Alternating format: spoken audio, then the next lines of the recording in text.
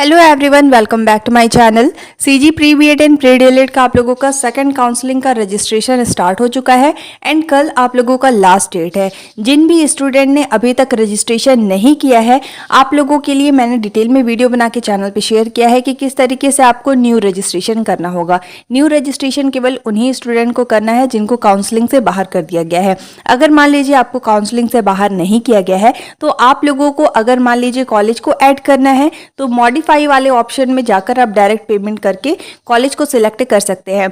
और अगर मान लीजिए आपको एक बार ही कॉलेज अलॉट हुआ है, आपने कॉलेज को रिजेक्ट किया है बट आपको प्रेफरेंस चेंज नहीं करना है, कॉलेज को ऐड नहीं करना है, तो आपको पेमेंट करने या फिर कोई भी प्रोसेस करने की ज़रूरत नहीं है। आपको डायरेक्ट सेकंड काउंसलिंग में शामिल कर लिया गया है, ठीक है। और ऐसे स्टूडेंट जिनको एक बार भी कॉलेज अलॉट नहीं हुआ है, चाहे फर्स्ट मेरिट हो, सेकेंड मेरिट हो या फिर थर्ड मेरिट हो, आपको एक बार भी अगर कॉलेज अलॉट नहीं हुआ है तो आपको न्यू रजिस्ट्रेशन या फिर आप लोगों को मॉडिफाई वाले ऑप्शन में जाकर कुछ भी करने की रिक्वायर्ड नहीं है। अगर आपको चेंजेस कोई भी नहीं करनी है तो ठीक है, तो आपको ऑटोमेटिक सेकंड काउंसलिंग में शामिल कर लिया जाएगा और आप लोगों को जल्द से जल्द रजिस्ट्रेशन कर लेना है। इसके साथ ही देखिए, आज के वीडियो में हम देखने वाले हैं कि आपका बीएड एंड डीएलएड में कितने सीट वैकेंट है। जितने भी सीट आप लोगों के अभी बचे हुए हैं उतने ही सीट पे आप लोगों का एडमिशन होगा। इसके बाद आपका काउंसलिंग प्रोसेस कंप्लीट हो जाएगा, ठीक है।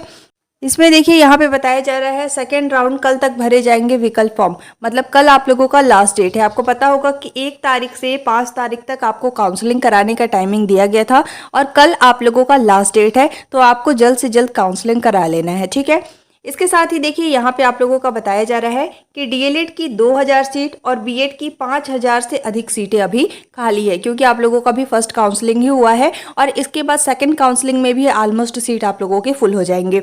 अब देखिए, बहुत सारे स्टूडेंट का ये भी डाउट रहता है कि सेकंड काउंसलिंग के बाद थर्ड काउंसलिंग होगा या नहीं। देखिए, सेकंड काउंसलिंग आप लोगों का कंप्लीट होने के बाद जितने भी सीट बचे रहेंगे तो आप लोगों का ओपन काउंसलिंग का जो प्रोसेस है उसको क्लोज किया गया है। इसलिए आप लोगों का जितना भी सीट बचा रहेगा इस पे आप लोगों का थर्ड काउंसलिंग भी होगा, बट ये डिपेंड करता है कि किस कॉलेज में कितना सीट बचे हुए हैं, ठीक है।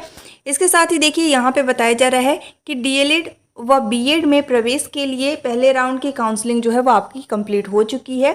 डीएलएड में करीब 2000 और बीएड में 5000 से अधिक सीटें अभी खाली है। देखिए, बहुत सारे स्टूडेंट का ये भी कमेंट आ रहा था कि हमारा नंबर काफ़ी कम है तो हमें बीएड में एडमिशन मिलेगा या नहीं। तो बीएड में देखिए बहुत सारी सीट वैकेंट है। साथ ही मैंने बताया था आपको कि ओएस यानी अदर स्टेट के स्टूडेंट जो होते हैं उनको हमेशा 70+ या फिर 65+ नंबर लाने पर ही कॉलेज अलॉट किया जाता था, लेकिन इस बार आप लोगों का 40-45 में कॉलेज अलॉट कर दिया जा रहा है ओएस कैटेगरी का। तो अगर आप छत्तीसगढ़ के निवासी हैं तो आप लोगों का कम भी नंबर है तो भी आपको परेशान नहीं होना है, आपको आराम से कॉलेज अलॉट हो जाएगा, ठीक है। साथ ही आप लोगों को इस बार सीट भी काफ़ी वैकेंट रहने वाला है, तो आप लोगों को अलग से अगर आप लोगों का थर्ड काउंसलिंग होता है तो उसमें भी आपको सीट अलॉट हो सकता है। तो अभी से आपको परेशान नहीं होना है। और अभी आप लोगों का सेकेंड काउंसलिंग में भी 3 मेरिट लिस्ट आने वाला है, ठीक है, चाहे बीएड हो या फिर डीएलएड हो। बट देखिए, आप लोगों का डीएलएड का कट ऑफ जो है वो हाई ही जाएगा इस बार, और आप समझ सकते हैं कि ऑलमोस्ट सीट जो है वो डीएलएड में फुल हो चुके हैं। तो अगर आपको बीएड में एडमिशन मिल जा रहा है तो आप वहाँ पे एडमिशन ले सकते हैं, ठीक है। इसके साथ ही देखिए, यहाँ पे बताया जा रहा है कि दूसरे चरण की काउंसलिंग के लिए पंजीयन और विकल्प फॉर्म जो है वो 5 अक्टूबर तक भरे जा सकते हैं। तो 5 तारीख से पहले आपको ट्राई करना है। आज और कल आपके पास टाइम है, आप काउंसलिंग करा सकते हैं, ठीक है। और घर बैठे आप मोबाइल से काउंसलिंग कर सकते हैं। इसका डिटेल प्रोसेस मैंने बताया हुआ है, ठीक है। इसके साथ ही देखिए, यहाँ पे आपको बताया जा रहा है कि इस राउंड में भी प्रवेश के लिए 3 लिस्ट जारी होने वाला है। तो आपका फर्स्ट काउंसलिंग हो या फिर सेकंड काउंसलिंग हो, इस बार भी आपका 3 मेरिट लिस्ट आने वाला है। फर्स्ट मेरिट लिस्ट का कट ऑफ आप लोगों का हाई जाएगा। सेकंड और थर्ड मेरिट लिस्ट का कट ऑफ जो है वो आप लोगों का as comparison to first merit list वो डाउन जाता है, ठीक है। इसके साथ ही देखिए, यहाँ पे बताया जा रहा है कि उधर राज्य में डीएलएड की 6660 और बीएड की 14400 सीटें हैं। इसमें प्रवेश के लिए पहले चरण की काउंसलिंग 29 अगस्त से शुरू हुई। इस राउंड में 3 मेरिट लिस्ट जारी की गई। इसके अनुसार डीएलएड में करीब 4000 सीटों में प्रवेश हुए। इसके अनुसार डीएलएड में करीब 4000 सीटों में प्रवेश हुए हैं। इसी तरह बीएड में 9000 से अधिक सीटें भरी हैं। बीएड को लेकर इस बार रुझान थोड़ा कम दिख रहा है। आप लोगों को पता होगा बीएड और डीएलएड दोनों का अगर आप लोगों का नाम आ जा रहा है तो बहुत सारे स्टूडेंट जाकर डीएलएड में एडमिशन करा रहे हैं क्योंकि उनको डीएलएड करना है। तो ये बीएड जो है वो ऑप्शनल रखे हुए हैं, बट बहुत सारे स्टूडेंट डायरेक्ट बीएड का ही एग्जामिनेशन दिए हैं क्योंकि उनको बीएड करना है। तो आप लोगों को बेसिकली ये डिसाइड कर लेना है पहले ही कि आपको बीएड करना है या डीएलएड करना है। अगर मान लीजिए आपको बीएड में कॉलेज अलॉट कर दिया जाता है तो आप वहाँ पे एडमिशन ले सकते हैं, लेकिन अगर आपका नंबर अच्छा है और आपको लगता है कि जिस भी कॉलेज को आपने एज अ प्रेफरेंस सेलेक्ट किया है वहाँ का कट ऑफ डाउन जा रहा है और आपका एडमिशन हो सकता है, तो आप बीएड भी कर सकते हैं। तो आप लोगों को पहले से ये डिसाइड करके रखना होता है, ठीक है। अदरवाइज ऐसा होगा कि मान लीजिए आपने बीएड को भी रिजेक्ट किया, आपको डीएलएड में भी एडमिशन नहीं लिया, तो ऐसे में आपका 1 साल पूरा बर्बाद हो जाएगा, ठीक है। तो ऐसे आपको डिसाइड कर लेना है, पहले से ही आप डिसाइड कर लीजिए। मेरिट लिस्ट में आपका नाम आता है तो आप देख लीजिए जो भी कॉलेज आपने प्रेफरेंस में सिलेक्ट किया है उस कॉलेज का लीजिए, उस कॉलेज का अप्रॉक्स कट ऑफ कितना गया हुआ है उस बेसिस पे आप डिसाइड कर लीजिएगा, ठीक है। इसके साथ ही देखिए यहाँ पे बताया जा रहा है द्वितीय चरण की पहली लिस्ट 9 को जारी होगी। 9 को जो आप लोगों का मेरिट लिस्ट आने वाला है ये ओनली आपका दावा आपत्ति के लिए आएगा, ठीक है। दावा आपत्ति क्या होता है, अगर मान लीजिए 9 तारीख को आप लोगों का मेरिट लिस्ट आया, उसमें आपने चेक किया कि आपसे कम नंबर वाले स्टूडेंट को मेरिट लिस्ट में शामिल कर लिया गया है, आपका ज़्यादा नंबर है लेकिन आपको मेरिट लिस्ट में शामिल नहीं किया गया है, तो ऐसे में आप लोगों को दावा आपत्ति करना होता है। बट आप लोगों का कंडीशन होता है कि आपको स्ट्रीम और अपनी कैटेगरी देखनी होती है, ठीक है। जैसे मान लीजिए मेरा नंबर 65 है, ठीक है, और मेरी कैटेगरी जनरल है और मेरा स्ट्रीम साइंस है, तो मेरिट लिस्ट में मुझे ये भी चेक करना है, जैसे मान लीजिए किसी 64 नंबर वाले स्टूडेंट को कॉलेज अलॉट कर दिया गया है, उसकी कैटेगरी जनरल है और उसके जो सब्जेक्ट है वो भी साइंस है, तो मुझे दावा आपत्ति करना होता है। और अगर मैं इस पे दावा आपत्ति करती हूँ तो ऐसे में मान लीजिए जो 9 तारीख को मेरिट लिस्ट आया था, ठीक है, उसमें कम नंबर वाले स्टूडेंट को शामिल किया गया था, तो उसकी जगह पे मुझे शामिल किया जाएगा और उस स्टूडेंट को यहाँ से एलिमिनेट कर दिया जाएगा। ये प्रोसेस होता है। तो 9 तारीख को ओनली आप लोगों का दावा आपत्ति के लिए मेरिट लिस्ट आएगा। अच्छा, बहुत सारे स्टूडेंट का ये भी डाउट रहता है कि दावा आपत्ति हमको कहाँ करना है, तो एससीईआरटी के ऑफिशियल वेबसाइट पे आप लोगों को एक ईमेल देखने को मिलेगा। अगर आपको नहीं मिल रहा है तो टेलीग्राम में बताइएगा, मैं शेयर कर दूंगी।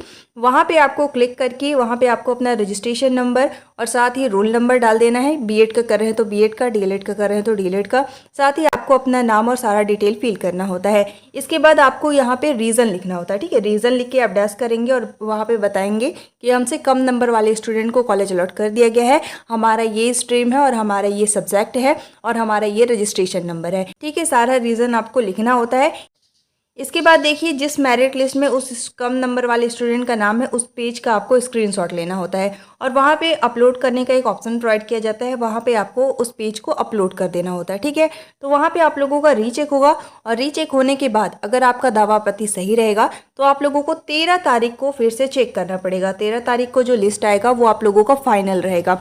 उसमें आपको चेक करना है कि आपको मेरिट लिस्ट में शामिल किया गया है या नहीं। अगर आपका दावा आपत्ति सही रहेगा तो आपको मेरिट लिस्ट में शामिल कर लिया जाएगा। अगर आपका दावा आपत्ति सही नहीं रहेगा तो ऐसे में आपको मेरिट लिस्ट में शामिल नहीं किया जाएगा, ठीक है। साथ ही देखिए एससीईआरटी की तरफ से आपका रिप्लाई भी आ जाता है कि आप लोगों का दावा आपत्ति सही है या नहीं। अगर सही नहीं रहता है तो वहाँ पर रीज़न आप लोगों का बता दिया जाता है, अगर सही रहता है तो वहाँ पर भी आपको रीज़न बता दिया जाता है, ठीक है। तो ऐसे में आप लोगों को चेक करने लेना होता है। इसके साथ ही देखिए यहाँ पे 9 तारीख को 9 अक्टूबर को आप लोगों का दावा आपत्ति के लिए मेरिट लिस्ट जारी होगा। इस पर दावा आपत्ति आप लोगों का मंगाई जाएगी। इसके बाद 13 अक्टूबर को यहाँ पे देखिए बताया जा रहा है कि 13 अक्टूबर को आप लोगों का सेकंड काउंसलिंग का फर्स्ट फाइनल मेरिट लिस्ट जारी होगा और इसके बाद आपको 16 अक्टूबर तक प्रवेश दिए जाएंगे। देखिए 3 दिन का ही टाइम दिया जा रहा है, 13 से 16 तारीख तक। तो आप लोगों को सारे डॉक्यूमेंट्स को रेडी रखने हैं। क्या क्या डॉक्यूमेंट लगेगा इसके लिए मैंने डिटेल में वीडियो बना के पहले ही चैनल पे शेयर किया हुआ है। सो डिस्क्रिप्शन में मैं इसका लिंक प्रोवाइड कर दूंगी, आप उस पर क्लिक करके सारे डॉक्यूमेंट्स को पहले से रेडी करके रख सकते हैं, ठीक है। इसके साथ ही देखिए यहाँ पे बताया जा रहा है कि 13 से 16 तारीख तक आप जाकर महाविद्यालय में एडमिशन ले सकेंगे।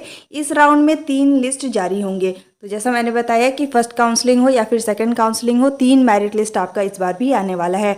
इसके अनुसार 6 नवंबर तक प्रवेश दिए जाएंगे। तो 6 नवंबर आप लोगों का सेकंड काउंसलिंग का लास्ट एडमिशन प्रोसेस रहेगा। इसके बाद भी अगर सीट रह जाते हैं तो आपका थर्ड काउंसलिंग होगा, ठीक है। इसके साथ ही देखिए सीट खाली रहने की स्थिति में फिर आप लोगों का काउंसलिंग होगा। इसके लिए शेड्यूल बाद में जारी होने की संभावना है। संभावना क्यों है? क्योंकि देखिए बीएड में तो आपको पता ही होगा कि बहुत कम लोग एडमिशन ले रहे हैं, तो ऐसे में बीएड की सीट वैकेंट रह सकते हैं। डीएलएड की भी सीट अगर मान लीजिए कोई एडमिशन नहीं ले रहा है तो ऐसे में डीएड की भी सीट जो है वो आप लोगों के वैकेंट रह सकते हैं। तो इसके लिए आपका एससीईआरटी की तरफ से अलग से नोटिफिकेशन जारी किया जाएगा। तो इसके लिए देखिए कई बार ऐसा होता है कि आप लोगों को अगर सेकंड काउंसलिंग कराया है तो आपको थर्ड काउंसलिंग में शामिल कर लिया जाता है, और कई बार ऐसा होता है कि न्यू रजिस्ट्रेशन का भी टाइमिंग दिया जाता है। सो बेसिकली ये आप लोगों का डिपेंड करता है कि आपको किस तरीके से शेड्यूल देखने को मिलेंगे। तो अभी आप लोगों को 6 तारीख तक तो सेकंड काउंसलिंग चलने वाला है। इसके बाद सीट वैकेंट रहेंगे तो अलग से SCRT की तरफ से नोटिफिकेशन जारी किया जाएगा। साथ ही देखिए अगर मान लीजिए आपको ओनली कॉलेज को ऐड करना है, रजिस्ट्रेशन नहीं करना है, तो किस तरीके से करना है इस पे भी मैंने डिटेल में वीडियो बना के चैनल पे शेयर किया हुआ है, तो वो वीडियो आप देख सकते हैं। डिस्क्रिप्शन में सारा इंपॉर्टेंट लिंक मैं शेयर कर दे रही हूँ, वहाँ पे क्लिक करके आप देख सकते हैं। Thank you so much for watching. If you like my video don't forget to like, subscribe and share. You all have to join our Telegram group for the latest update. Telegram group का link description में given है, आप उस पर click करके direct मेरे Telegram group join कर सकते हैं। जो भी लेटेस्ट अपडेट आता है मैं सबसे पहले टेलीग्राम ग्रुप में शेयर कर देती हूँ। साथ ही सभी कॉलेज में कितने वैकेंट सीट बचे हुए हैं, गवर्नमेंट कॉलेज में कितने वैकेंट सीट बचे हुए हैं, इसका PDF मैंने टेलीग्राम ग्रुप में शेयर किया हुआ है, तो आप वहाँ से चेक कर सकते हैं और उसके अकॉर्डिंग आप कॉलेज को सिलेक्ट कर सकते हैं। Thank you so much for watching.